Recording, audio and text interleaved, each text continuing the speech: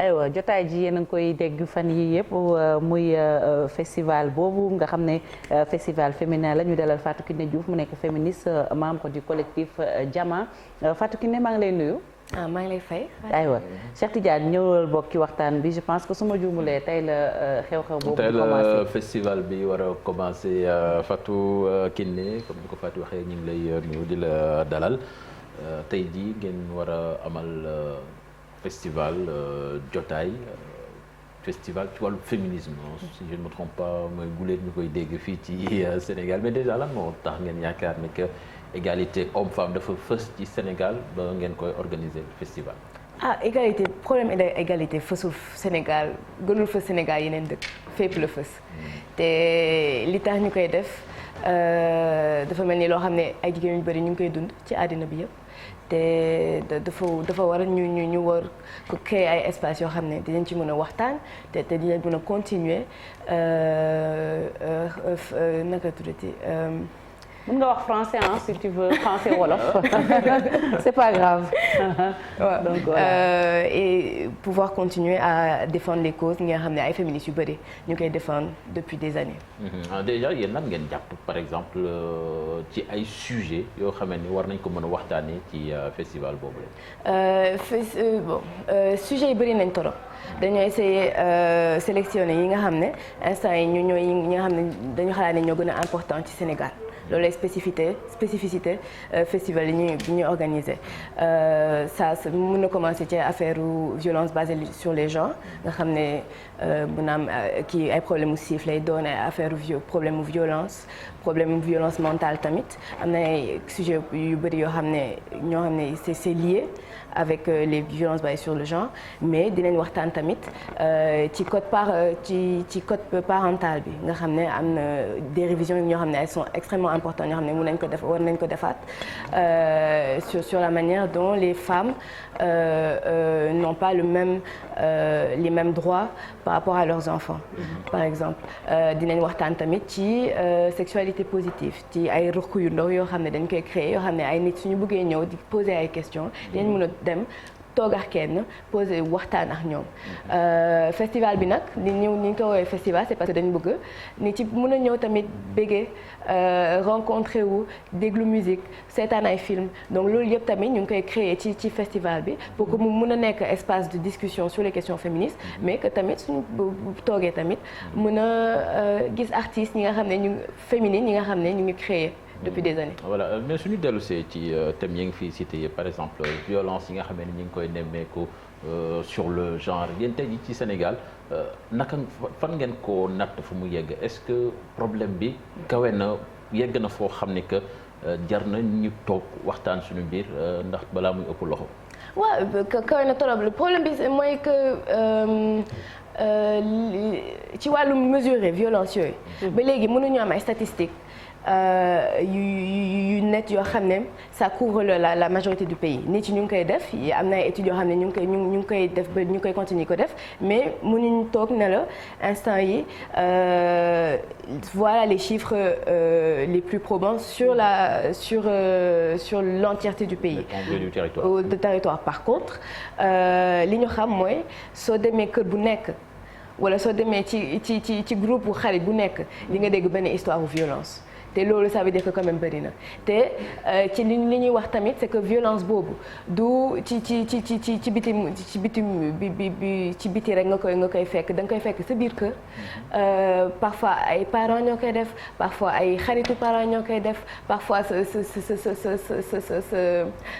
xarit yow tamit moom lay def donc ça veut dire que problème boobu c'est un problème qui est vraiment très prégnant qui est extrêmement présent dans la société nga xam ne mënoo dund te wax ne existe. mais lan moo koy régler est-ce que festival mën na régler loolu. quand je pose cette question damay surtout maanaam xalaat cible bi. waaw festival bi ñan la intéressé vraiment. ñun festival bi dañ ko def pour ñëpp. ku bëgg ñëw toog kii ñi ñuy invité am na ay xale am na ay mag profil bu nekk am na fa dañ bëgg daal mu nekk festival pour ñëpp. par contre régler ko dafay ànd ak tamit ñu mun ci wax c'est-à-dire aujourd'hui su fekkee ne ñu ngi wax affaire violence basée sur le genre c'est parce qu'il y a eu des controverses mondiales c'est parce qu'il y a eu beaucoup d'initiatives ci biir dëkk bi pour ñu mun di continuer ci wax donc dès qu'on arrêtera d'en parler affaire bi du feeñati donc il faut qu'on continue di créer espace yoo xam ne mën nañ ci wax à côté de ça ce ne sont pas les seules initiatives qu'on fait c'est-à-dire on essaie de vraiment faire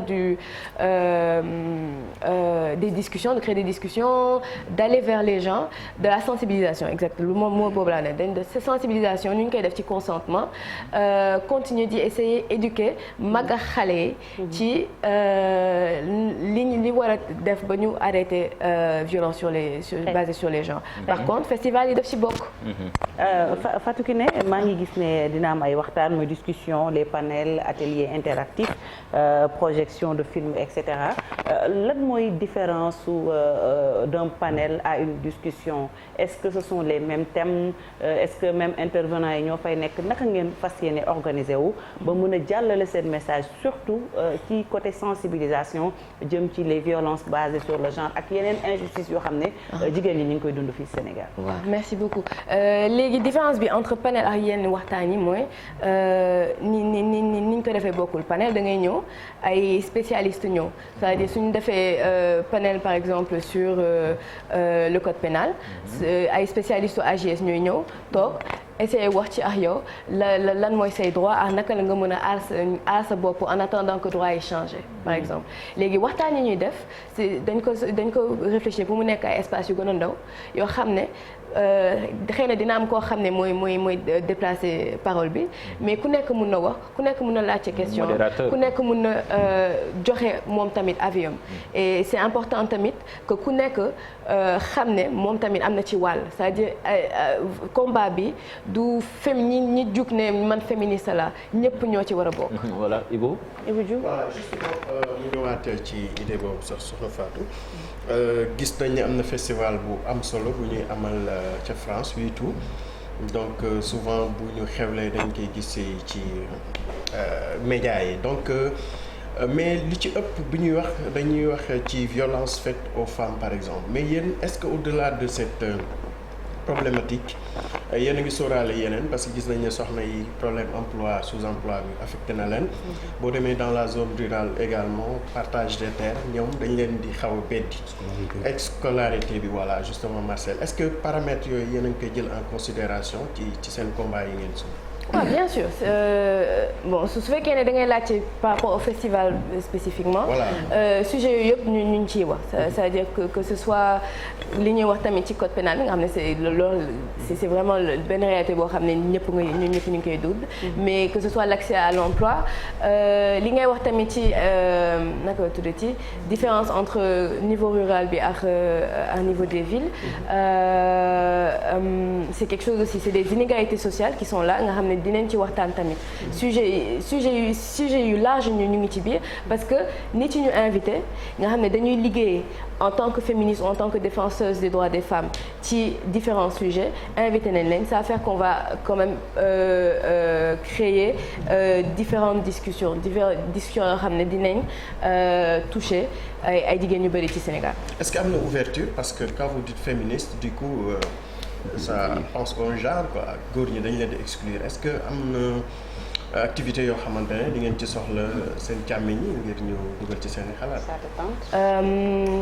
bon question boobu li ñu ko posé bëri na trop parce que ñi ñu invité majoritairement ay femmes lañ te dañ ko def parce que dañu xalaat ne ñun suñu équipe bi moitié ñi ñuy dimbali ay góor lañ ñu ngi fii ñu ngi def li ñu war a def man su ma paree sax li ma war a def yëpp ak sama benn càmmiñ laa koy dem def le fait qu'on ait priorisé les femmes ça veut dire c'est parce que sujet yi ñuy discuter femmes yi la concerné majoritairement góor yi mën nañ ñëw toog seetaan mën nañ ñëw waxtaan poser ay questions mais je ne pense pas que parce que dañ ñu bëgg supporter bëgg nekk ay alliés ci cause féministe war na def ñu bëgg tamit ñoom imposer pas imposer mais bëgg jël espace bi yëpp mun nañ toog ñoom tamit déglu jigéen ñi ñu wax leen lan lañ soxla pour ñu dimbali leen parce que à la fin de la journée jigéen ñi la ñuy dimbali n'est-ce pas donc loolu rek moo tax mais espace bi encore une fois comme on l'a dit c'est ouvert à tout le monde mag ak ndaw góor ak jigéen ku bëgg a ñëw et en parlant aussi de ça dinañ wax ne que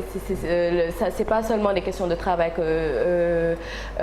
dont on parle enfin des questions de travail emploi dans la question de l'emploi am na tamit les questions des travailleuses de sexe par exemple nga xam ne c'est quelque chose qui est là et qui est très présent donc yooyu yëpp bëgg nañ ko toog lim léegi tamit tu as parlé de sexualité positive xam nga en général sax féministes yi ñu bari foofu lañ leen di xawee ngaañ parce que dañuy jàpp ni qu'elles sont là pour maanaam participer à la déperdition lan lañ koy waxee di sax à la libération de la sexualité chez les filles ñu bari loolu moom moo tax ñuy jéem a souvent di xëpp suuf ci seeni combat bi ñàkk compréhension la ou bien vous assumez ce que vous faites. man je dirais pas que ñàkkum compréhension la c'est-à-dire que féministes yi li ñu nekk di combattre mooy fondement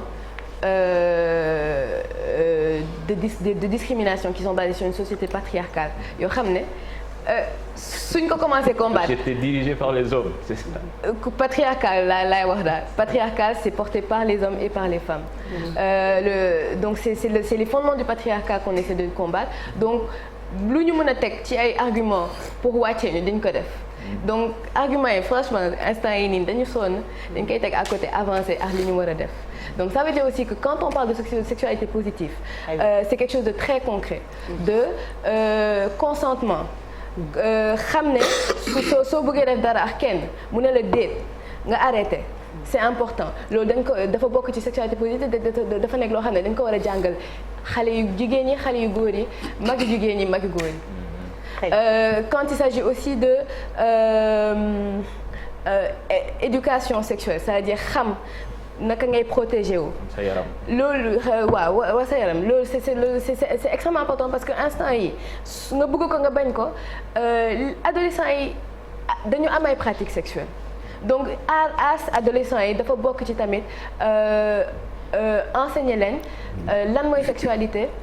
lu tax ñu war ko def lu tax ñu war ko bañ a def tamit parce que beaucoup de pression sociale bi ak bañ a xam day fekk ne day def ne parfois da nga koy def te tu n'es pas prêt te waroo ko def donc quand on parle même d'empêcher ou de préserver les enfants contre la sexualité c'est aussi que ñoom ñu xam lan la sexualité lan lay def parce que ñu bari ñu koy def suñ xamoon lan la duñ ko def Malick. Alors au-delà du festival Fatou Kiné. La dernière question. waaw yan jalon le Java posé ak yan combat ngeen posé ba nga xam ni yéen am ngeen ci ay ndam parce que li stratégie la ci yeneen stratégie yu nga xam ni développé ngeen ko concrètement yan combat ngeen mené yan stratégie ngeen teg ak est-ce que amagum ngeen ndam ci li ngeen di xeex. Jama est un collectif qui est principalement dans la sensibilisation. Et qu'on crée des espaces de discussion qui sont créatifs. On utilise l'art pour aussi parler de ces sujets féministes. Donc ça veut dire qu'à part ça, on a fait une tournée par exemple de sensibilisation sur les violences sur le genre, Lola dans le 5. On a organisé des open mic tamit. Ça permettait surtout pendant la période MeToo de beaucoup discuter sur ces questions-là et de créer de la communauté.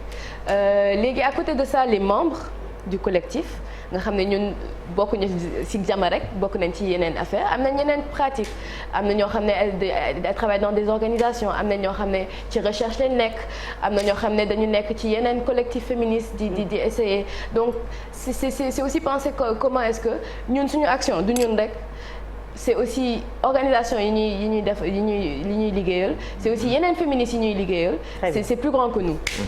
Voilà Fati ci bu fàttali rek ni kon manifestation bi tey la le 19 à 16h au musée de la femme. Oui, à la place du souvenir. Ah, c'est à la place du souvenir. Oui. Ah, donc c'est ça donc à 16h à la place du souvenir. donc plein succès à votre événement. Merci beaucoup. Et vous êtes c'est un festival de 3 jours je pense. Exactement. Voilà donc samedi, vendredi le samedi dimanche. Exactement. Et tey lay commencé. Oui. Merci beaucoup. Merci beaucoup. Et plein succès Fatou Kiné Diouf. Je pense qu'on s'est vu à Saint-Louis. Voilà c'est un festival aussi. Merci beaucoup Fatou Kiné. Merci. À très vite inchallah. Merci. Et puis certainement Ibou di nga suñu spécialiste culture di nga dem faire un tour non mais ça c'est intéressant. un truc de dame hein. Est-ce que duñ ko non bàyyi non soxna il faut y aller Ibou il faut y aller hein. Les hommes y ont leur place aussi. Voilà. Place du souvenir c'est ça. C'est la même chose. Voilà musée de la femme Henriette Bathily c'est la place du souvenir africain. C'est ça. Merci beaucoup Fatou Kiné Diouf léegi ñaari